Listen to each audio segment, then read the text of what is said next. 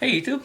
Well, I'm back with another video, and in this video, as due to quote-unquote popular demand in my comment section, I will be doing a before you buy on the Avon FM12. And if you guys ever feel like you want me to make any specialized content that no one else has, feel free to leave it an idea in the comment section, and I'll try my best to get back to them, and hopefully, fulfill them. So, in this next clip, I'll go straight into the details of this mask. Okay, so starting with purchasing, you can find the Avon FM12, if you're in the US, they're kind of hard to find. Well, not really, they're just, pricey. But you can find it on eBay most of the time. Some places have it elsewhere, like on specialized surplus sites, independently owned ones. But yeah, they're pretty much everywhere on surplus market because they're pretty well sought after. A good price for the mask alone, just the mask, the face piece, in my opinion. I have a dual port version. I would say maybe okay, this is just my opinion, but maybe $80 to $100 for a dual piece size 2 mask, in my opinion. For a kit, maybe with like a drop like bag or whatever, and some sort of ABEC or Seaburn filter, maybe $150 to $175 is your average. But these are all prices for maybe new old stock and not like new like factory sealed stuff. So yeah, between $100 to $175 is probably a good price for this mask. For my own purchasing of this mask, I got it for under $100, luckily local. You can check local, you'll find some really good deals. You'll surprise yourself. I got just the mask, this is the mask,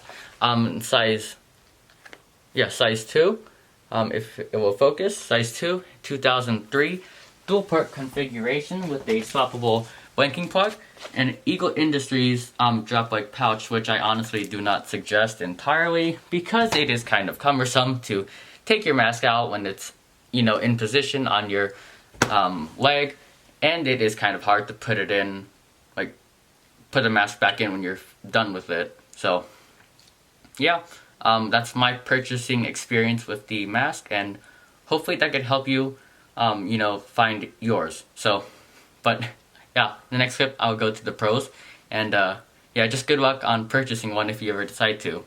I don't think you'll regret it that much. Okay, well, basically before I got my FM12, I had the M40, and so I was not yet spoiled by the Avon M50, so pretty much everything I make as opinions on this mask will be like a kind of a comparison to the M40. So yeah, just kind of like what I'm basing it off of. So just to start with the mask, the first pro is the 6-point head harness. I'm pretty sure Avon was the first to create the skull cap head harness, so it fits like maybe 60% of your, this covers 60% of your head and is pretty comfortable. And before I got the FM12, I actually had a problem with the M40 chin seal. Sometimes it would seal, sometimes it wouldn't. It's really weird. But on average, like each part of the peripheral seal is about roughly less than an inch, except for the chin cup, obviously. The FM12 solved my chin seal problems, and because obviously, if you can see, the peripheral seal is a lot more generous, being closer and sometimes like more than an inch thick, or sorry, wide. So yeah, that eliminated my problem. So that's the second pro. For this next one, I'll just throw on the mask. This is what it sounds like, and this is what it's when it's on. It has no dedicated voice diaphragm like M50 and S10. It just has a Avon patented voice trumpet, so it kind of cuts weight and cost for the mask. What else? So that's okay. So I have the mask on right now. Field of view, in comparison to the M40, which has a 69-degree field of view, the Avon FM12 is rated to have a 97-degree field of view. So, obviously, a big difference in why I pretty much love this mask over the M40. But, depending on availability, whatever you get, whatever it works, If it works, it works. So, for the FM12, yeah, field of view is really good. On the sides, it is very well. You don't really see much of the mask on the sides that much. The top and bottom are very identical. like the sides as well. You don't notice it that much, but the middle is a slight, yeah, it goes, but it does a very good job at it. I don't know if you've seen Weapons and Stuff 93's video, but like the S10, the FM12 has like this concave piece of clear plastic, right? So when you're looking, you kind of see kind of in between your eyes and nose, right? So it allows for better peripheral vision throughout. So that is, yeah, pretty much my thoughts on the FOV of this mask. So that's Pro 3 over. Pro 4, I'm going to be talking about breathing resistance. So, this mask has a very, all-around low breathing resistance compared to the M40. It's not significant, but it definitely feels a lot more better. With just one filter on right now, I'm breathing pretty alright. But in my experience, when I take off this 40 millimeter blinking plug and throw on another 40 millimeter filter, the breathing resistance kind of becomes like non-existent. I don't know if I'll be able to get this on. Oh, I can. Okay, but yeah, breathing resistance becomes kind of non-existent. You don't really feel it that much, except for the weight of the added filter, right? So that is point Pro 4 over. So next I'll go on to the cheek weld compatibility of this mask. Okay, so let's see if that's the seal first. Yeah, feels pretty well. With the elongated design, if you can tell from the S10, the FM12 does look like a little bit, taller and longer lengthwise, and that's a good thing because if it's longer, the filter is actually at a lower spot, so it doesn't get in the way of your rifle or other equipment as much as it would if it was higher. But I mean, that could be a curse. It could be a blessing sometimes. It doesn't really. It's dependent on the situation, so it's subjective. So but yeah. So with this mask, you can get a pretty good cheek weld. Because yeah, you can get a pretty good cheek weld actually. This is really good. Nice. So that is Pro 5. Yeah, and Pro 6 I kind of already covered it. You can, with the blinking plug, you can do dual port filters, or you could just, swap it. So that's pretty nice. Actually I don't even have to put that on. But yeah. That's pretty much my pro section of this mask. I went a little bit fast. Sorry, but decreases watch time and hopefully becomes more appealing to you guys. So, in this next clip, I will be transitioning. So I was reviewing my footage and there's some weird ass freaking, like glare in my lenses that is coming from somewhere. It's not my lighting, my main source. So, I can't get rid of that. So I'm kind of sorry about that. So if it's bothering you, I apologize. But yeah, now we'll be transitioning from the good to bad, and this section is kind of subjective, so you can like skip it if you really wanted to. But yeah, so basically, first point is the freaking length of this drinking tube. It is absurdly long. I don't know. Some people like complain about it, but I don't really see anything to complain about other than I don't know, just the length of it. But yeah, it is compatible with British Osprey canteens, I believe they're called. And if they're still in service, I forgot. It's also compatible with the M50 drinking lid. I think so, yeah. Because it does use the same design as the M50. So if you live in the US and you have this mask, you can use M50 drinking lids as far as I'm aware.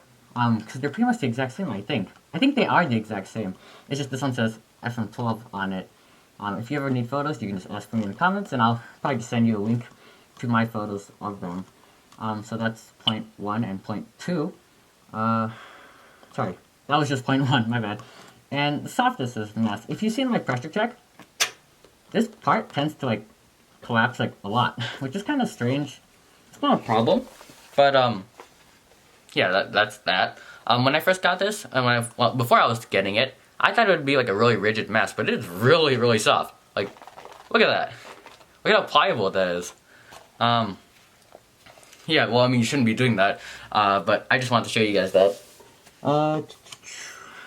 Second point over.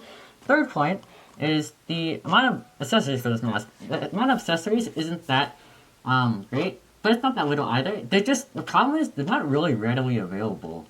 If I can remember from the top of my head, in the UK you can get two types of outfits for this mask. I think red tinted ones, original ones, not the airsoft ones, and you could get a normal like black tinted lens for this, for like flashbangs and stuff like that. The next accessory is the VPU. As far as I'm aware, only 2 people I know have it, so it's really hard to come by. And it looks like the MSA's MSA ESP2 VPU for the MSA Millennium. Pretty much the exact same design, but it needs an adapter. So if you want to get a VPU for this mask, and you're trying to get an MSA one, it will not fit onto this mask. As long as you don't have that adapter, it will not fit on. So probably not even think about it. But the voice diaphragm is pretty clear, you know. The next accessory is not really made by Avon, but it's kind of like a second-hand thing. You could get, if you live in the US, there's like this person selling like skull cap harnesses for gas masks. They're 6-point, so you can interchange that pretty easily. I'm pretty sure, because these top 4 are pre-adjusted, and these ones are just normal ones that you adjust. I'm pretty sure it would fit, so you could try that if you really needed to. But yeah, that kind of concludes this period of the video, so I'll see you in the next part. Topic of accessories, I actually forgot to mention, if you live in the US or anywhere where you can like readily access M40 or M42 hoses, it does fit onto this mask. So if you're interested in like PAPRs, PAPRs, you could totally do it with the M42 hose, and you could just have a PAPR on your back or wherever else you'll need it. Just note that I'm pretty sure the Israeli PAPR hoses don't work with the FM12 because of the their pitch is more larger than the intake of the FM12. Here, I'll show you. Oh shit, I dropped that. But yeah, it's a lot. It's quite like very short. Maybe like, oh, I don't know, less than half an inch. Yeah. So yeah, just a cool thing to note. Works with M42 hoses, but not the Israeli PAPR hose. Okay, well, in my experience of owning an FM12, there's actually only like 3 main problems I have with this mask compared to like, what was it, 6 pros I found with it. So the first one was that the M40 actually does better, is since the exhale valve is located on the bottom, as well as having a different chin cup. The FM12 chin cup has a sweat drainage hole. The FM12 does not have that, so when you're wearing it for a long period of time in a warm environment, your pool just like sweats, your sweat pools at the bottom. So that's not a very good thing, and it can't really escape through the exhale valve as like efficiently as the M50, because there is no hole for it to go through. So it kind of has to go, like, it has to defy gravity and go out through that hole. So not the best idea for the FM12, which I wish they improved upon. Another problem is, at first, while I did enjoy the harness a lot more than M40, the M40 harness straps are a lot more thicker, and as well as the M50 straps are a lot more thicker, which is a really good thing, because when I started using this mask a lot more often, I don't know if you can see on camera, but here, I'll show you. The straps tend to do that weird curling thing. You know when you pull on them for a long time? Oh, I think you can see that right now. They do that. They're not straight anymore.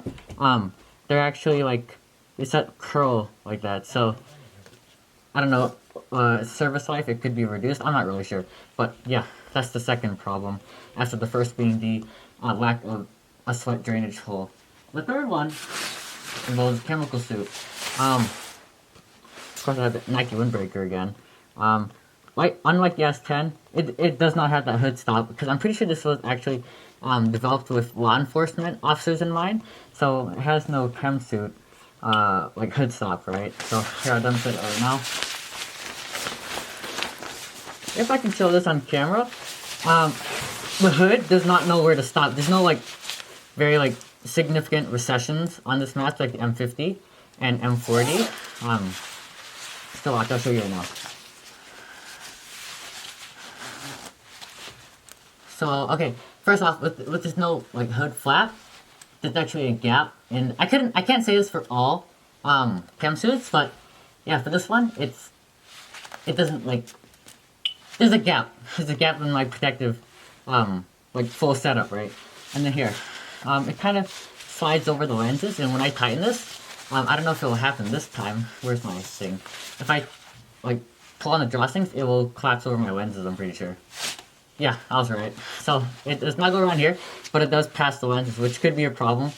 You know, and then, yeah, it's still loose here. This is just a windbreaker, it's not a full-on chem suit, but yeah, it's not really good.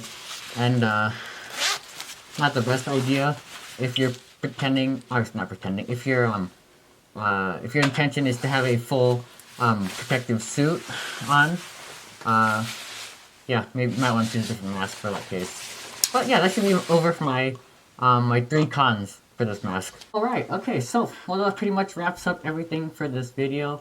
Those are my pros, cons, and anything else I wanted to mention earlier. We're approaching the end of this video now. First off, I want to apologize if that lighting issue with my lenses is a problem to you.